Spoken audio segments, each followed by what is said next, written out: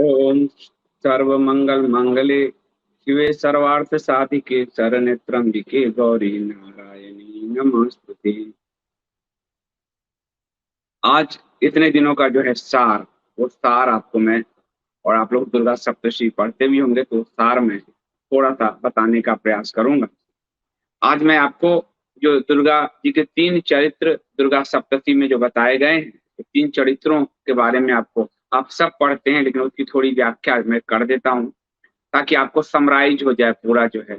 और फिर से आपको जो, और मुझे लगता है कि आप लोगों को जरूरी नहीं है नवरात्र में पूरा कालिका पुराण बहुत आध्यात्मिक, सामाजिक, मनोवैज्ञानिक रूप से जो है इसको समझाने का प्रयास किया गया है। जब चाहें आप उसको किसी भी अध्याय को, किसी भी अंक को सुन सकते हैं। माता काली की जो महिमा है वो उसके अंदर है, आप उसको ग्रहण कर सकते हैं। माता का जो प्रथम चरित्र दुर्गा सप्तशती में आता है, आप लोगों के घर में है, आप पाठ करते हैं, उसमें आता है दूसरे मनु काल से। दूसरे मनु काल में जो सुरथ नामक एक प्रतापी राजा थे, जो कथा आती है, और उनका राज्य जो है मंत्रियों ने छल कपट के कारण हड़प लिया था। वो बहुत दुखी होकर जंगल गए थे। वहां उनकी भेंट मेधा ऋषि से हुई, मेधा मुनि से हुई। ऋषि ने राजा को समझाया कि ये राज्य पाट आदि सब मोह है। इस, और ये मोह जो, ये माया जो है, ये माया का पूरा जाल, ये आज नहीं तो कल टूटना ही है। जब तक नहीं टूटता तब तक तुम्हें मुक्ति नहीं मिलेगी। तो जो सुरथ थे, फिर विज्ञान तो है नहीं तो वो ये बात नहीं समझ पाए। आप फिर कथा सुनते हैं कि आगे उसी आश्रम में समाधि, सुरथ और समाधि नामक वैश्य भी राजा जो है उस आश्रम में आए और उनका उससे परिचय हुआ।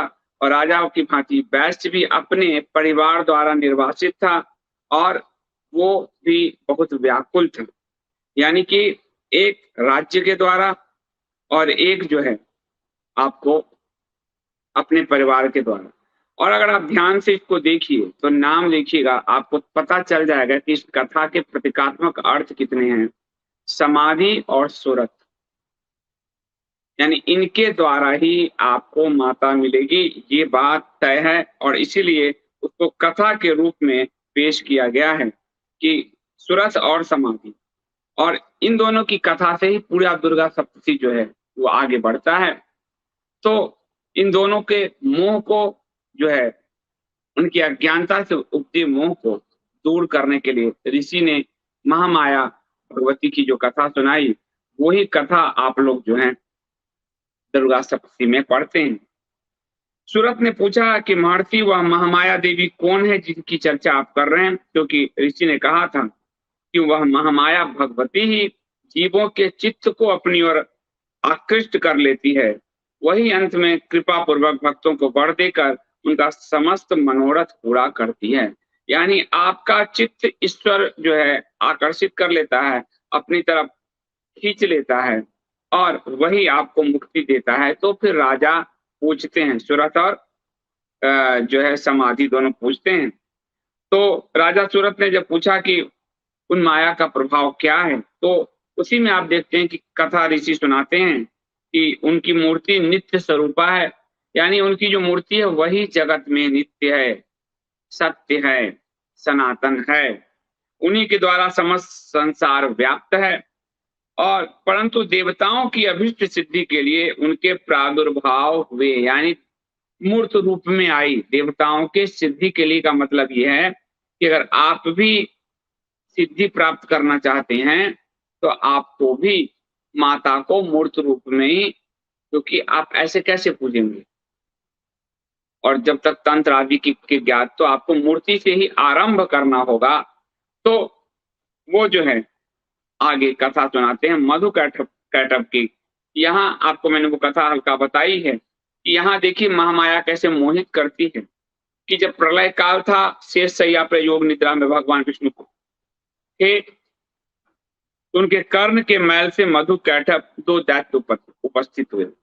कर्ण के मैल से का मतलब है कि योग माया ने भगवान विष्णु को सुनाया कि जल प्रलय आ गया है, अब अपनी निद्रा त्यागो हरि।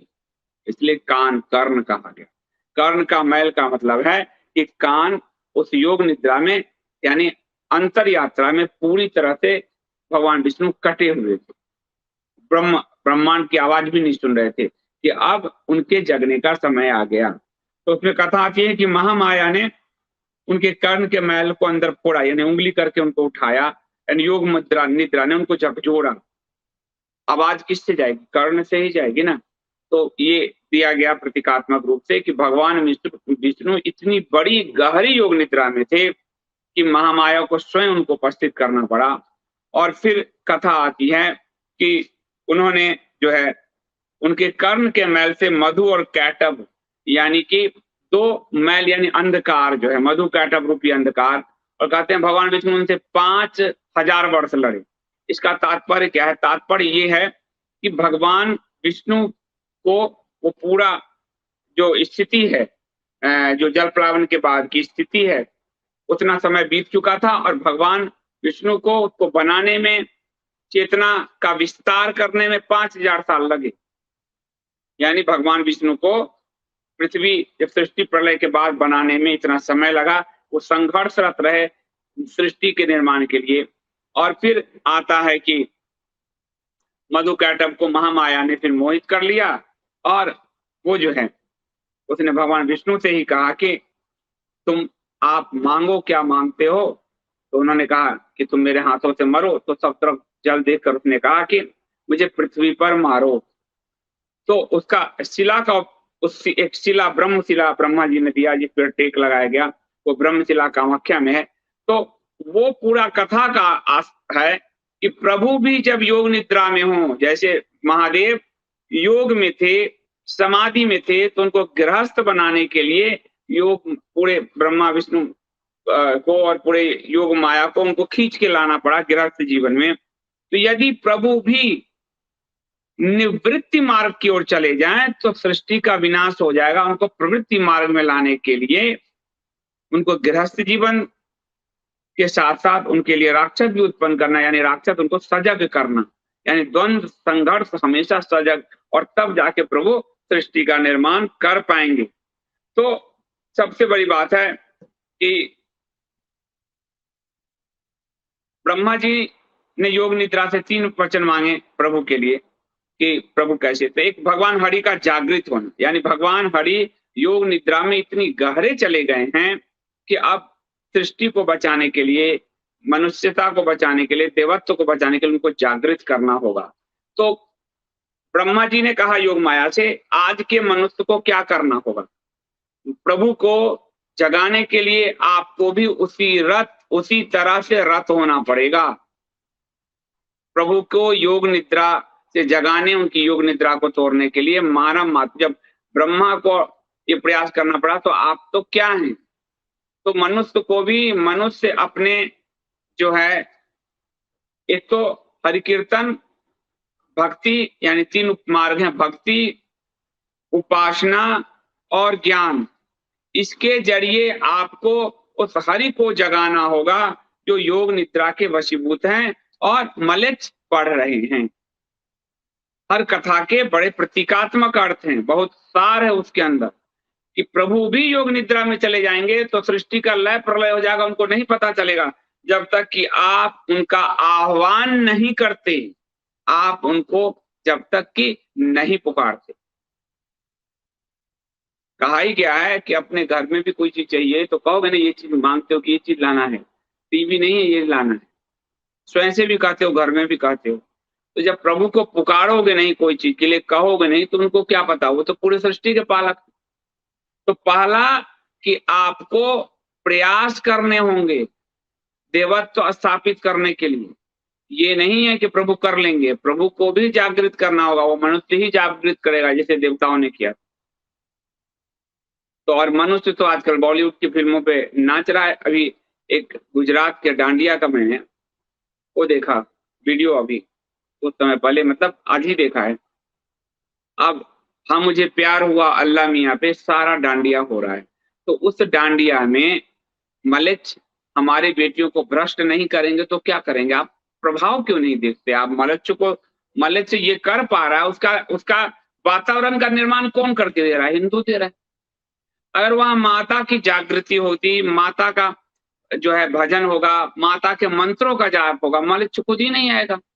आप हमें प्यार हुआ अल्लाह मियाँ गवा रहे हो, तो जो अल्लाह मियाँ में तो वही पहुंचेगा।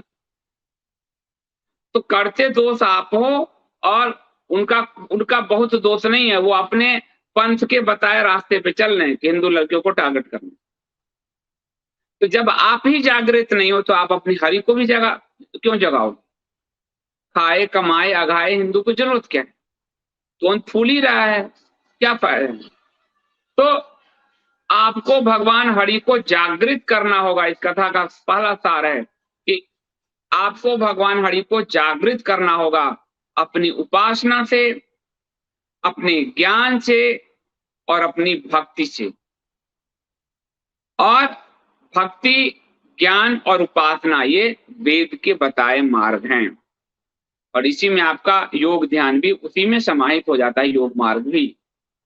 तो एक तो आपको ये करना होगा। दूसरा, असुरों के संहार के लिए तत्पर होना होगा। ब्रह्मा जी योग माया से कह रहे हैं कि भगवान विष्णु को कहिए कि असुरों के संहार के लिए तत्पर होइए। जब देवता कह रहे हैं तो आप सेकुलरिज्म का धतूरा चाट कर क्यों बैठे हैं? आप पॉलिटिकली करेक्ट होने के लिए क्यों मरे जा रहे हैं? कोई आपको अच्छा कह जाएगा, उससे क्या मिल जाएगा? आपको बुरा ही बन के रहो ना, क्या जरूरत है? राक्षसों के लिए तो भगवान विष्णु सबसे बुरे थे, देवताओं के लिए अच्छे थे। तो पॉलिटिकल करेक्ट जो होने की आपकी लालसा है कि लोग हमें सब अच्छा कहे, ये आपके अहंकार हैं।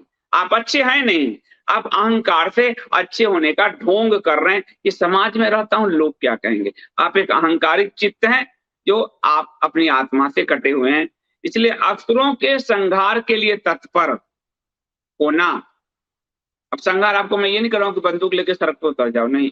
आप उसके सोशल बाइकआउट, सामाजिक बाइकआउट, आर्थिक बाइकआउट, उनसे दूरी बनाकर रखना। किसी प्रोग्राम में वो आयोजक हैं, यदि किसी प्रोग्राम में वो है तो नहीं जाना। आज मैं कहीं एक प्रोग्राम है, वहां हिंदुओं ने उन्हीं को आयोजन दे रखा है। हिंदुओं की तो मति बुद्धि मारी गई, मैं नहीं जा रहा, बुलाया नहीं जा रहा। तो आप अपने आप को यानी असुरों के संहार के लिए तत्पर होना। और तीसरा, असुरों को मुक्त करके उसका नाश करना। यहाँ असुर हमारे बेटे बेटियों को मुक्त करके, अभी दीपक त्यागी को मारा। आपका बेटा अगर उनकी बेटी से प्रेम करे तो भी मारा जाएगा, बेटी करे तो भी मारा जाएगा। तो असुरों को मुक्त करना, ये ब्रह्मा ने योग माया से कहा कि भगवान विष्णु के लिए, वो आप पे भी लागू होता है। आप क्या कर रहे हैं?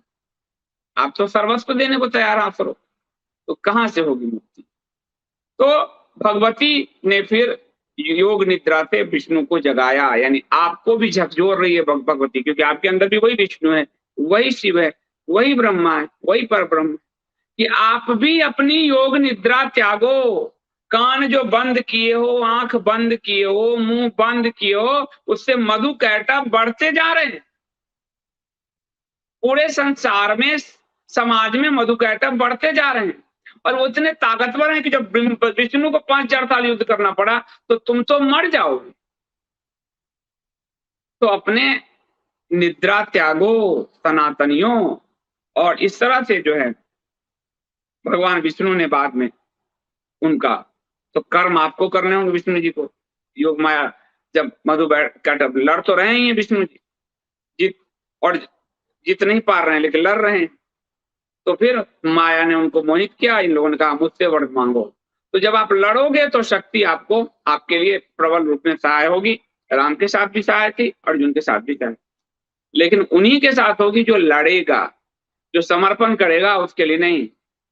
चाटा खाने वाला अहिंसावादी गांधी के लिए नहीं, वो कभी शक्ति नहीं सहाय होगी। शक्ति जो लोग उनके पीछे गए उन्हीं का नाश करेगी, जो भारत विभाजन में हुआ भी। तो आप देख लीजिए। तो ये प्रथम चरित्र था माँ दुर्गा का। क्या था कि आपको जागृत होना है, एक, असुरों के संहार के लिए तत्पर होना है, दो, और असुरों को मुक्त करके यानी असुरों के साथ साम दाम दंड भेद की नीति अपनाकर उनका नाश करना है। ये तीन वरदान ब्रह्मा ने मांगे विष्णु जी के लिए। ये 3 वरदान हर मनुष्य पे लागू होता है, क्योंकि आपके अंदर भी वही विष्णु है। अब आता है मध्यम चरित्र। इस चरित्र में राजा सुरथ और समाधि नामक वैश्य जो है कि निष्काम उपासना के द्वारा, कामोपासना द्वारा उपलब्ध फलों का निराकरण किया है। इसकी कथा है कि पूरे पूर्व समय में महर्षि महिष नामक एक अत्यंत बलशाली दैत्य हुआ, महिषासुर, और उसने जो है इंद्र की आसन पर बैठ गया। उसके बाद देवता सारे कांपने लगे, उससे सब कष्टप्रद होने लगे सभी को। जो उसके बाद ये सब जो है हरि हरि शिव इन सब के वो एक ज्योति पुंज पैदा हुआ, सारे देवताओं को मिलाकर ज्योति पुंज पैदा हुआ। सब वो माँ दुर्गा का रूप लिया और सबने अपने अपने अस्त्र शस्त्र उनको दिए। इसका क्या मतलब है? मतलब है कि एकाकी से आप असुरों को नहीं मार सकते, यानी वो ब्रह्मा हो या विष्णु हो, यानी आपके समाज की सामूहिक शक्ति ही और सामूहिक संसाधन ही असुरों के नाश में सहायक होगा। दुर्गा सामूहिक एनर्जी का प्रकटीकरण है। ब्रह्मा विष्णु शिव इंद्र आदि सबके सामूहिक एनर्जी का प्रकटीकरण है माँ भगवती। और उन सबके अस्त्र शस्त्र, यानी जिसके पास जो है, कोई ज्ञान से लड़ सकता है तो ज्ञान देगा। देखिए शंख भी किसी ने दिया, वेद भी दिया। कोई अर्थ से लड़ सकता है संसाधन में तो अर्थ देगा। कोई आपके लिए जो है युद्ध के मैदान में लड़ सकता है तो युद्ध के मैदान में वो लड़ेगा। कोई नरेशन वॉर में लड़ना चाहता है तो नरेशन वॉर में के साथ लड़ेगा। जिस भी विधि से वो लड़ना जानता है, लड़ना चाहता है, वो अपना आपको सर्वस्व यानी अपने समाज को दे। अगर मुझे स्वाध्याय का मैं दे सकता हूँ, ज्ञान की यात्रा पर चल सकता हूँ, दे सकता हूँ, तो मुझे वो देना चाहिए। कोई जैसे अभी आपको मीरा गुप्ता जी और भगवान सहाय गुप्ता जी वो अर्थ से इसमें मदद कर रहे हैं, धर्म का अर्थ में। और या जितने जितने भी जो लोग भी हमारे सब्सक्राइबर हैं या जो भी हमारे स्पॉन्सर हैं, तो सब शक्तियां मिलकर एक पुंज बनेगा, सबके अस्त्र शस्त्र मिलेंगे, तब महिषासुर का वध हो। तो मध्यम चरित्र है दुर्गा का क्या है, यानी आपकी सामूहिकता में ही आपका बल है। लेकिन यहाँ एक खतरे, खतरे क्या है कि उस सामूहिकता को, कल को आप मुझे कहोगे सामूहिकता को आप पार्टी की गुलामी मत बना लो, सामूहिकता को आप संस्था की गुलामी मत बना लो, सामूहिकता को आप नेता की गुलामी मत बनाओ। सामूहिकता मतलब अपने संसाधन देना, लेकिन अपनी स्वतंत्रता को अक्षुण्ण रखना। ब्रह्मा की स्वतंत्रता तब भी अक्षुण्ण थी, दुर्गा में अपनी एनर्जी देकर भी। विष्णु की स्वतंत्रता स्वयं में अक्षुण्ण थी, दुर्गा को अपनी एनर्जी देकर भी। इंद्र की स्वतंत्रता स्वयं में अक्षुण्ण थी, दुर्गा को अपनी एनर्जी देकर भी। वरुण की स्वतंत्रता स्वयं में अक्षुण्ण थी, अग्नि की स्वतंत्रता, किसी ने किसी की स्वतंत्रता का हरण नहीं किया जैसे पार्टी संस्था आदि करती।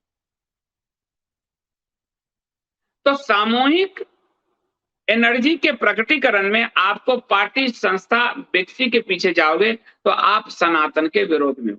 इंद्र को अपना पद नहीं खोना पड़ा, वो इंद्र कहलाए ही, उन्होंने दुर्गा को अपने जो है वज्र दिया। ब्रह्मा जी के अंदर तो कुछ घट नहीं गया, ब्रह्मा जी ने अपने संसाधन दिए। विष्णु जी के अंदर तो घट नहीं गया, शिव के अंदर तो घट नहीं गया। सबने अपने अपने एनर्जी और संसाधन, एनर्जी यानी काम करने का की गति, कार्य ऊर्जा, अपने कार्य ऊर्जा दी और अपने अस्त्र शस्त्र दिए, तब जाकर असुरों का नाश हो पाया, किसी के पीछे लग के नहीं। और इस असुर के नाश के लिए भी माँ दुर्गा को कई रूप लेने पड़े, कई देवियों को प्रकट करने पड़े। यानी कि आपकी जो एनर्जी है उस एनर्जी को कई रूपों में आप जिसमें लगा रहे हो, जैसे आप मान लिया इंडस्ट्रिक्स दिल्ली में सब्सक्रिप्शन पे रहो तो आप आर्थिक, तो आपकी वो आर्थिक एनर्जी संसाधन के निर्माण में भी जा रही है, टीम की सैलरी में भी जा रही है, रिसर्च में भी जा रहा है, तो मल्टीपल यूज हो रहा है। उसी तरह दुर्गा जी की आखिरी एनर्जी कभी कालिका के रूप में, कभी चंडिका के रूप में, कभी कुछ, मतलब अलग अलग रूप में उस एनर्जी का समाज के लिए, देवत्व के लिए वो अपने एनर्जी का उपयोग कर रही है। ये इतना बड़ा ज्ञान है उसमें। और उसके बाद जो है महिषासुर जो है, महिषासुर की कथा मैं आपको सुना ही चुका हूं, 3 जन्मों में उसका ही वध किया। और महिषासुर के तस्वीर ही दुर्गा जी के साथ क्यों आवश्यक है? उनके चरणों में वो उनके त्रिशूल और भाले से उछलनी होता हुआ, तो उसकी कथा भी मैंने आपको बता ही दिया है। तो ये जो है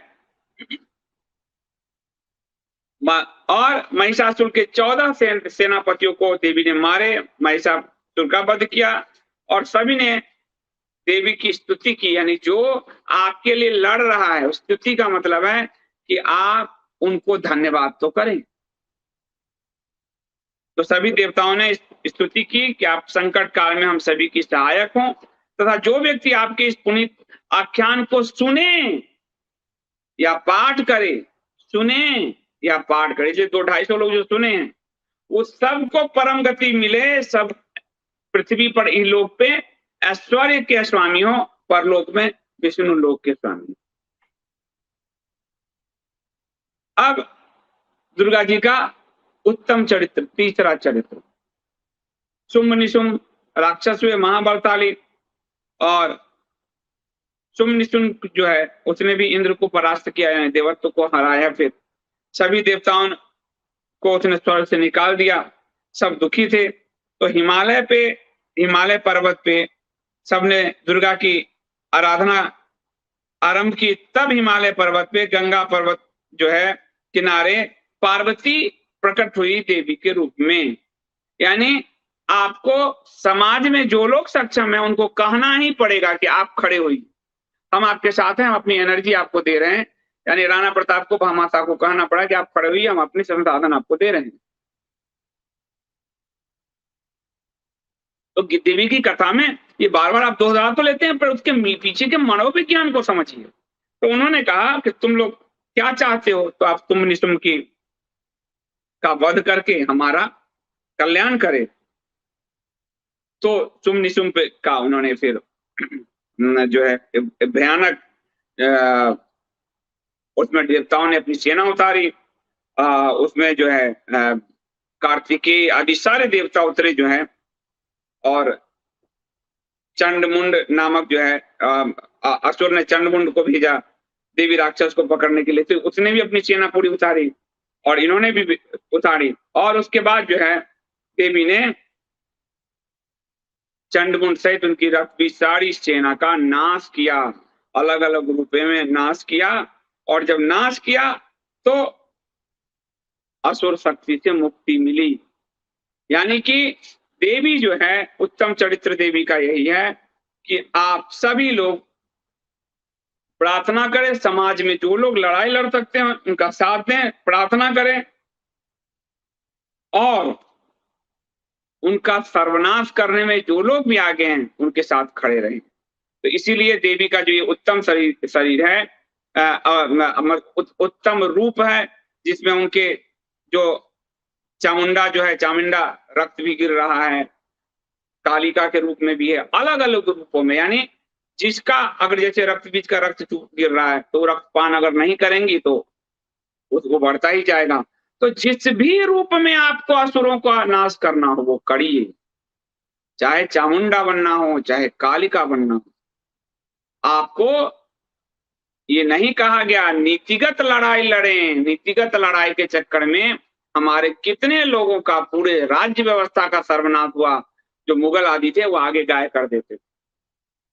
और रामचंद्र जी जब फंस गए थे ताड़का वध में, तो विश्वामित्र जी ने उनको समझाया कि तुम स्त्री समझकर मत रुको, यह राक्षस ही है।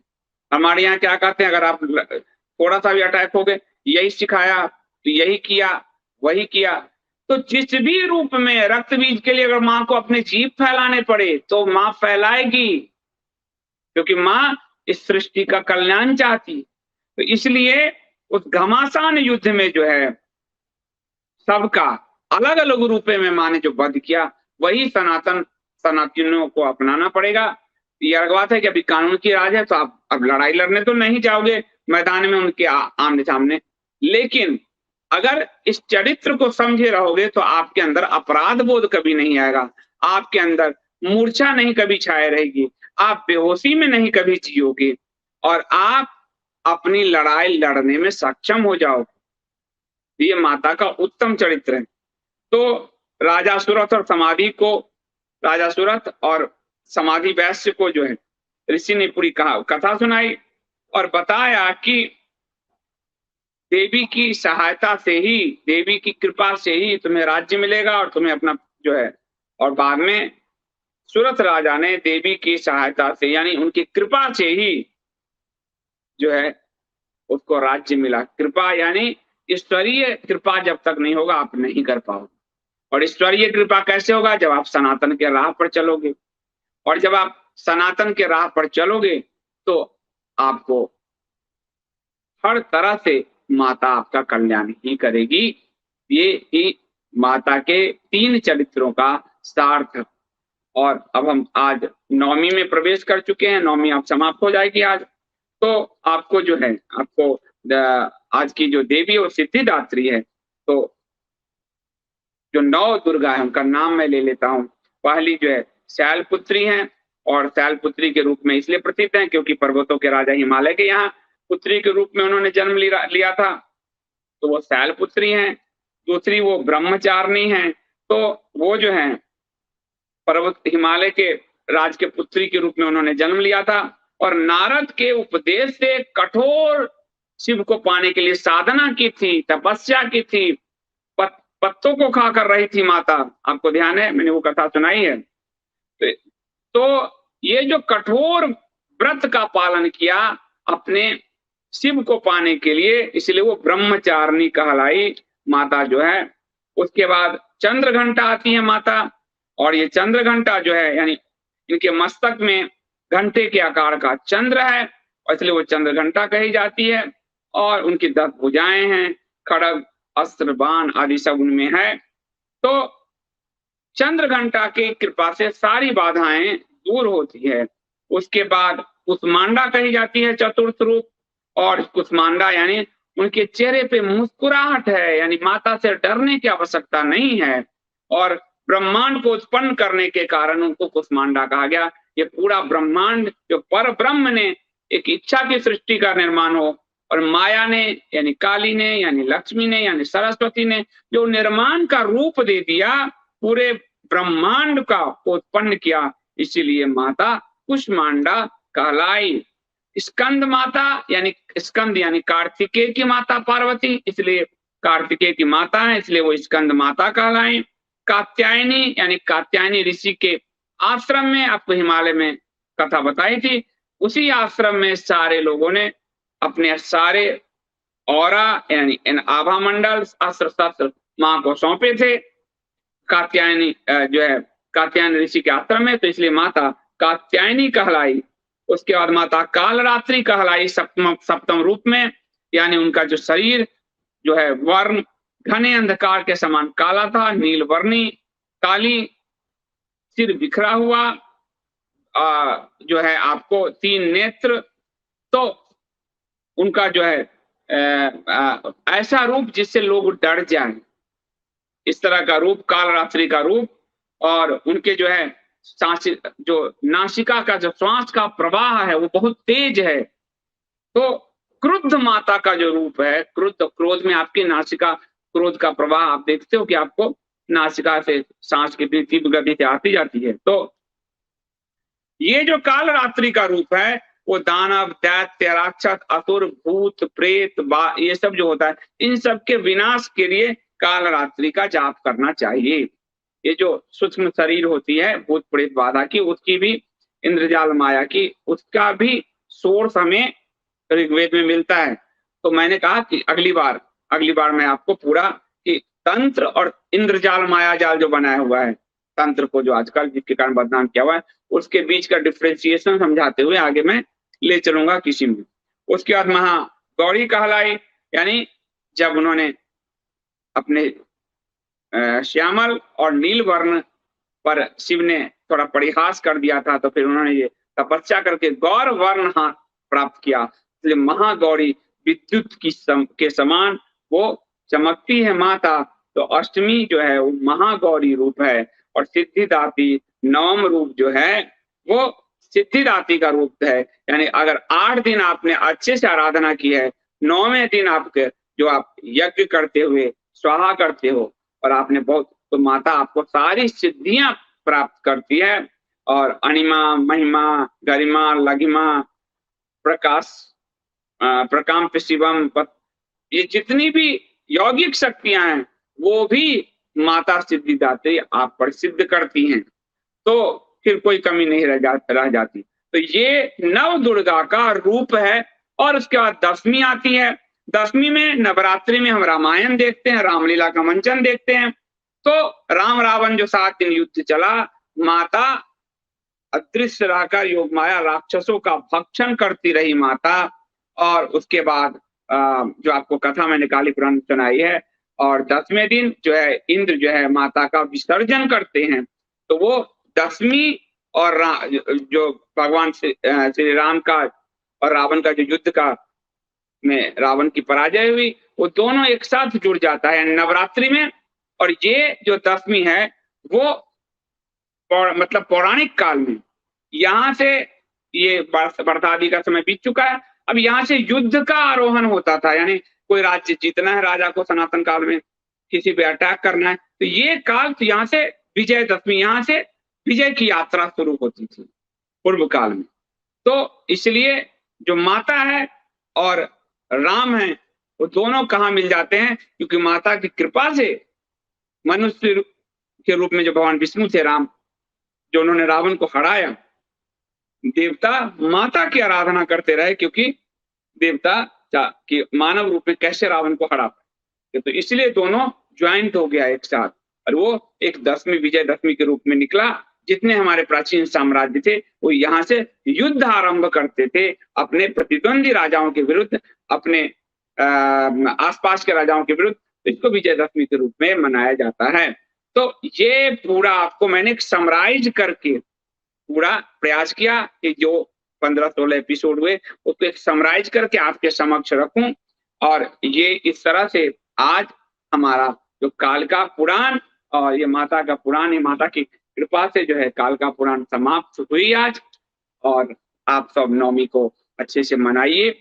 कल दशमी रावण दहन। रावण दहन आप कहिएगा कि रावण, कुंभकर्ण, मेघनाथ, ये प्रतीकात्मक, हर चीज प्रतीकात्मक है ताकि आपको याद रहे। इसलिए आपके साहित्य को मिटाया गया, तब भी आपको रावण याद रहा, मेघनाथ याद रहा। यानी सुरों का असुरों से लंबा चलने वाला युद्ध, ये आपको याद रहे कि आपको हर काल में असुरों को नाश करना है। इसलिए ये याद रहा, इसलिए ये लगातार कि कुछ साहित्य भी मिट जाएंगे तो भी आपको याद रहेगा कि आपकी लड़ाई किन लोगों, असुरों से। तो इसीलिए ये प्रतीकात्मक जो रामलीला और ये है, ये कि कई बार हम कहते हैं हम रावण को मार के हम क्या कर रहे हैं, हर साल तो वो आ ही जाता है। हर साल का मतलब है असुर हर साल, आज आप मार दोगे कल खत्म थोड़े हो गया असुर, असुर तो रोज बढ़ ही रहा है, देख लो आराम से यहाँ तक बढ़ ही रहे हैं सब। तो ये आपको हमेशा आपको चेतना में ये बैठा रहे, इसलिए हर साल रावण, मेघनाथ, कुंभकर्ण का वध होता है। ये प्रतीकात्मक रूप में आपकी चेतना को जागृत करने के लिए सनातन धर्म की वो व्यवस्था है जो और कहीं नहीं है, लेकिन आप उसका मजाक उड़ाते हैं। तो आज के लिए इतना ही। आप सबका आभारी हूं। आप सबके अंदर बैठे उस माँ, उस परम शिव को मैं प्रणाम करता हूं। और आज इस कथा को, इस वाणी को विराम देता हूं।